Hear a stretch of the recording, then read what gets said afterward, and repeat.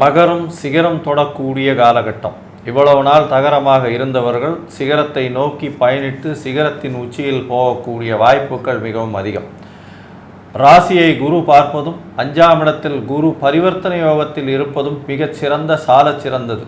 குழந்தைகள் மூலியமாக பெருமை, குழந்தை பிராப்தி ஏற்படக்கூடிய வாய்ப்பு, பதவி புகழ் அந்தஸ்து கௌரவம் வரக்கூடிய காலகட்டம், முயற்சிகள் எல்லாமே வெற்றி பெறக்கூடிய காலகட்டம். இந்த மகர ராசிக்காரர்கள் எழுத்து பணியில் இருப்பவர்களுக்கு பெரிய ஏற்றமான காலம். இந்த காலகட்டத்தில் தொழிலில் அபிவிருத்தி ஏற்படக்கூடிய காலகட்டமாக அமையப்போகிறது. வெளிநாடு போய் படிக்கக்கூடிய வாய்ப்புகள் மிகவும் அதிகம்.